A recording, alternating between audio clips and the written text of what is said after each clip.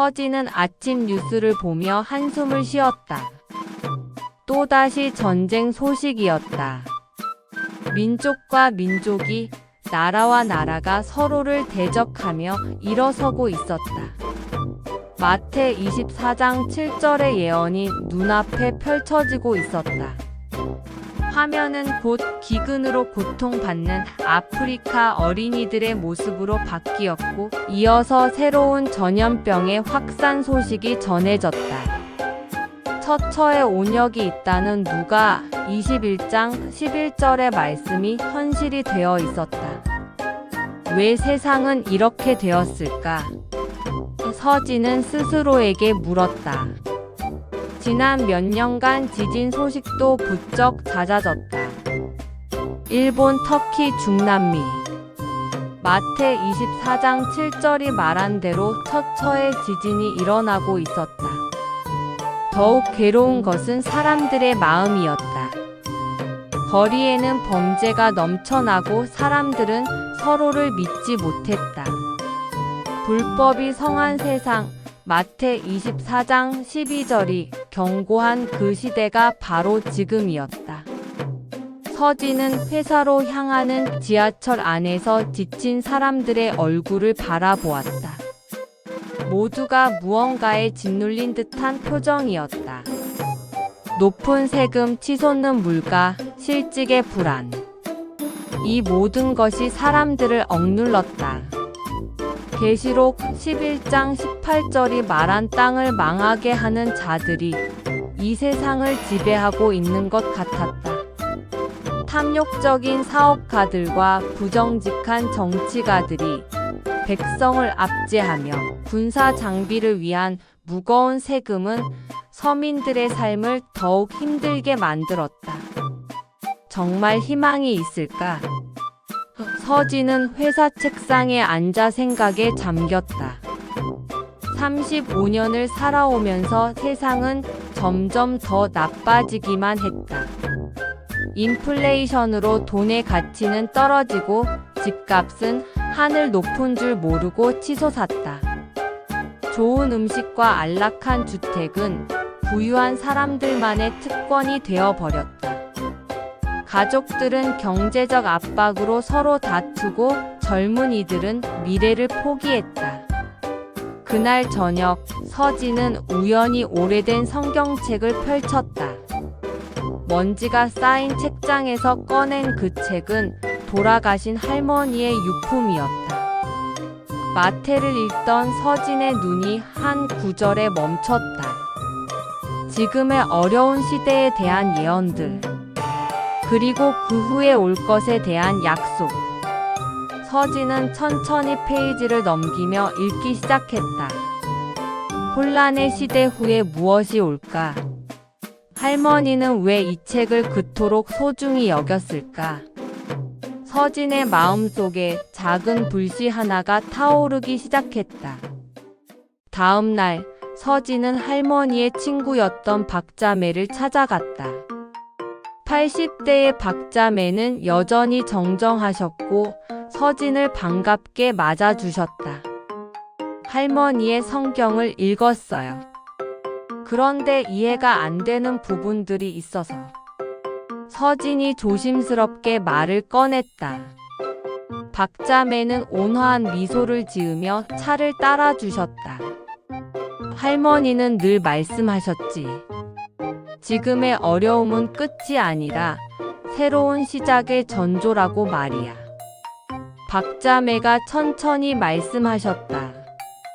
성경은 아마겟돈에 대해 이야기하는데 이것은 사람들이 생각하는 것과는 달라. 사람의 전쟁처럼 선한 사람과 악한 사람을 모두 죽이는 게 아니야. 오히려 하나님께서 악한 자들만 멸망시키시고 의로운 사람들을 보호하시는 거지. 서진은 깊이 생각에 잠겼다. 그럼 그 후에는 어떻게 되나요? 박자매는 성경을 펼치며 이사야 65장 21절부터 23절을 읽어주셨다. 그들이 가옥을 건축하고 그것에 거하겠고 그들의 건축한 데 타인이 거하지 아니할 것이며 말씀을 듣는 동안 서진의 눈이 커졌다. 지금과는 완전히 다른 세상이었다. 이것은 단순한 꿈이 아니야. 박자매가 계속 설명하셨다. 백성을 압제하는 부정직한 정치가들이 없어지는 거야. 탐욕적인 사업가들도 사라지지. 군사 장비를 위한 무거운 세금도 더 이상 내지 않아도 돼. 상상해봐. 궁핍으로 인해 좋은 음식과 안락한 주택 없이 사는 사람이 없는 세상을. 서진은 마음이 벅차올랐다. 실직도 없나요? 인플레이션도? 그래, 그 모든 것이 사라져. 물가 고공행진도 끝나는 거지. 오늘날처럼 가족들을 괴롭히는 경제적 문제들이 더는 존재하지 않아. 박자매의 목소리에는 확신이 담겨 있었다. 모두가 즐겁게 할 일이 있고 자신의 수고의 열매를 보고 즐길 수 있게 되는 거야. 그날 밤 서진은 잠을 이루지 못했다. 머릿속으로 새로운 세상의 모습이 그려졌다. 전쟁도 기근도 질병도 없는 세상. 사람들이 서로를 착취하지 않고 각자의 노동의 결실을 온전히 누리는 세상. 그것은 너무나 아름다운 그림이었다. 하지만 동시에 의문도 들었다. 정말 그런 날이 올까? 어떻게 그런 변화가 가능할까? 서진은 더 알고 싶었다. 이것이 단순한 이상이 아니라 실현 가능한 미래라는 것을, 그 증거를 찾고 싶었다. 몇 주 후 서진은 정기적으로 박자매와 성경 공부를 하게 되었다. 매주 토요일 아침 작은 모임에 참석하며 서진은 점점 더 깊은 이해를 얻게 되었다. 아마겟돈을 살아남는 사람들에게는 특별한 사명이 있어요. 박자매가 설명하셨다. 우선 땅을 깨끗이 하고 이 낡은 제도의 흔적을 완전히 없애는 일을 해야 하죠. 그게 무슨 뜻인가요? 서진이 물었다. 지금 우리가 사는 세상의 잘못된 체제들, 불이한 구조들, 그 모든 것들이 사라지는 거야. 그리고 그 자리에 새로운 것을 세우는 거지. 모임에 함께 참석한 젊은 건축가 민수가 끼어들었다. 상상해 보세요. 하나님의 왕국 통치의 지시 아래 땅을 경작하고 아름다운 곳으로 만드는 특권을요. 그것은 정말 즐거운 일일 거예요. 서진은 그 말을 곱씹었다. 지금까지 일은 생존을 위한 수단이었다. 먹고 살기 위해, 세금을 내기 위해, 대출금을 갚기 위해 일했다. 하지만 새로운 세상에서의 일은 달랐다. 그것은 창조적이고 의미 있는 활동이었다. 자신의 손으로 아름다움을 만들어내고 그 결실을 온전히 누리는 것. 이사야 65장 22절의 말씀대로 나의 택한 자가 그 손으로 일한 것을 길이 누릴 것이었다. 하나님께서는 모든 것을 완벽하게 준비하실 거예요. 농업을 전공한 수진 자매가 밝은 목소리로 말했다. 곡식을 재배하고 가축을 기르기에 알맞은 기후를 두실 거예요. 모든 질병과 해로부터 보호받으며 풍성한 수확을 거둘 수 있을 거예요. 더 이상 가뭄이나 홍수, 병충해를 걱정하지 않아도 되는 거죠. 서진은 점점 더 확신을 갖게 되었다. 이것은 단순한 종교적 환상이 아니었다. 성경은 구체적이고 실제적인 미래를 제시하고 있었다. 그리고 그 미래는 인간의 노력만으로는 불가능하지만 하나님의 능력으로는 가능한 것이었다. 서진은 자신의 삶을 돌아보았다. 그동안 무엇을 위해 살았던가? 단지 하루하루를 버티며 살아왔을 뿐이었다. 하지만 이제는 달랐다. 진정한 목적이 생긴 것이다. 서진의 변화는 주변 사람들에게도 영향을 미치기 시작했다. 직장 동료인 재현이 먼저 알아챘다. 요즘 뭔가 달라 보이는데 예전처럼 우울해 보이지 않아. 재현이 점심시간에 물었다. 서진은 미소를 지으며 자신이 배운 것들을 조심스럽게 나누기 시작했다. 지금 세상이 힘든 건 맞아. 하지만 이게 끝이 아니야. 성경은 이후에 올 놀라운 미래에 대해 말하고 있어. 재현은 처음에는 회의적이었다. 그런 게 정말 가능할까? 이 세상이 그렇게 변할 수 있을까? 하지만 서진이 성경 구절들을 하나씩 보여주고 현재의 세상 상황이 어떻게 예언과 일치하는지 설명하자 재현의 표정이 달라졌다. 만약 그게 사실이라면 우리가 지금 살면서 겪는 모든 고난이 의미가 있는 거네. 서진의 가족들도 변화를 느꼈다. 어머니는 서진이 매주 토요일마다 성경 공부 모임에 가는 것을 처음에는 걱정하셨다. 너 혹시 이상한 데 빠진 거 아니니?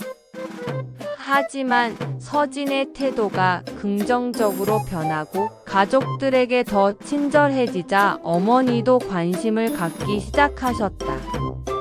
그래서 그 새로운 세상에서는 어떻게 된다는 거니? 어머니 상상해 보세요. 결국 이 땅은 살기 좋은 아름다운 곳이 될 거예요. 서진이 열정적으로 설명했다. 전쟁도 범죄도 질병도 없는 곳이요. 사람들이 서로를 해치지 않고 각자가 평화롭게 자신의 집과 땅을 가지고 사는 거예요. 이사야 65장 23절이 말하듯 그들의 수고가 헛되지 않겠고 그들의 생산한 것이 재난에 걸리지 아니하리니 그런 세상이요. 어머니의 눈에 눈물이 맺혔다. 그런 날이 정말 올까? 내 아버지가 살아계셨다면 얼마나 좋아하셨을까? 올 거예요, 어머니. 그리고 성경은 죽은 사람들도 부활한다고 약속하고 있어요. 아버지를 다시 만날 수 있을지도 몰라요. 서진의 말에 어머니는 흐느끼기 시작했다. 수십 년 동안 가슴에 묻어두었던 슬픔과 함께 새로운 희망이 솟아오르는 것을 느꼈다. 모임에 재현도 참석하게 되었고 서진의 어머니도 가끔 함께했다. 각자가 가진 재능과 전문성을 나누며 사람들은 새로운 세상에서 어떻게 기여할 수 있을지 꿈꾸기 시작했다. 건축가 민수는 아름다운 집들을 설계하는 꿈을, 농업 전공자 수지는 풍성한 정원을 가꾸는 꿈을 이야기했다. 서진은 자신도 무언가 의미 있는 일을 할 수 있을 것이라는 확신을 갖게 되었다. 6개월이 흘렀다. 서진의 삶은 완전히 달라져 있었다. 여전히 같은 회사에서 일하고 같은 집에서 살았지만 모든 것이 달랐다. 이제 서진은 단순히 생존하는 것이 아니라 목적을 가지고 살아가고 있었다. 매일 아침 일어날 때마다 새로운 세상에 대한 희망이 서진을 일으켜 세웠다. 인생의 목적을 찾았어요. 어느 토요일 모임에서 서진이 고백했다. 예전에는 그냥 하루하루를 버티는 것이 전부였어요. 돈을 벌고 청구서를 내고 다시 일하러 가고. 그 끝없는 반복이 인생의 전부인 줄 알았죠. 하지만 이제는 달라요. 지금 이 순간도 의미가 있고 미래에 대한 확실한 소망이 있어요. 박자매는 따뜻한 눈빛으로 서진을 바라보셨다. 내 할머니가 보셨다면 얼마나 기뻐하셨을까. 할머니도 똑같은 여정을 걸으셨단다. 절망 속에서 희망을 찾고 그 희망을 다른 사람들과 나누셨지. 서진은 할머니의 낡은 성경책을 가슴에 꼭 안았다. 그 책은 이제 단순한 유품이 아니라 희망의 안내서가 되어 있었다. 여러분 생각해 보세요. 민수가 일어서서 말했다. 우리가 지금 겪는 모든 어려움들, 전쟁, 기근, 전염병, 지진, 범죄 증가. 이 모든 것이 성경이 예언한 대로 일어나고 있어요. 이것은 끝이 가까웠다는 표시이자 동시에 새로운 시작이 임박했다는 표시예요. 아마겟돈 이후에 올 그 아름다운 세상, 우리는 그것을 위해 준비하고 있는 거예요. 모임이 끝난 후 서진은 한강 공원을 걸었다. 석양이 강물에 반사되어 황금빛으로 빛났다. 지금 이 세상은 여전히 혼란스럽고 어려웠다. 뉴스는 여전히 나쁜 소식으로 가득했고 사람들은 여전히 힘들어했다. 하지만 서진의 마음은 평화로웠다. 이 모든 것이 일시적이라는 것을, 더 나은 미래가 기다리고 있다는 것을 알았기 때문이다. 서진은 핸드폰을 꺼내 어머니에게 문자를 보냈다. 어머니, 저녁 함께 먹어요. 성경에서 읽은 아름다운 구절을 나누고 싶어요. 곧 어머니의 답장이 왔다. 그래, 우리 딸. 어머니도 요즘 성경 읽는 게 참 좋구나. 서진은 미소 지었다. 희망은 이렇게 조용히, 하지만 확실하게 퍼져나가고 있었다. 인생의 목적을 찾았다는 것, 그것은 단순히 개인적인 깨달음이 아니었다. 그것은 세상을 바라보는 완전히 새로운 관점이었다. 계시록 11장 18절이 말한 땅을 망하게 하는 자들은 곧 사라질 것이다. 이사야 65장이 약속한 그 아름다운 땅, 사람들이 자신의 집에 살고 자신의 수고의 열매를 누리며 여호와의 복된 자의 자손으로 평화롭게 사는 그곳이 현실이 될 것이다. 그날 밤 서진은 다시 할머니의 성경을 펼쳤다. 여백의 할머니가 손수 쓰신 글귀가 눈에 들어왔다. 땅은 결국 살기 좋은 아름다운 곳이 될 것이다.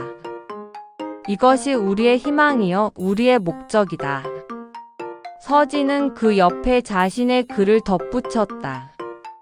그 희망을 다음 세대에게 전하는 것, 그것이 바로 내 인생의 목적이다. 창밖으로 별들이 반짝였다. 각각의 별빛은 수백만 년 전에 출발한 빛이었지만 지금 이 순간 서진의 눈에 도달했다. 마찬가지로 수천 년 전에 기록된 성경의 약속도 지금 이 순간 서진의 마음에 도달하여 빛을 발하고 있었다. 그리고 그 빛은 계속해서 더 많은 사람들에게 퍼져나갈 것이다. 혼란의 시대를 지나 변화의 시작을 거쳐 마침내 희망의 실현에 이르기까지. 이것이 바로 인생의 진정한 목적이었다.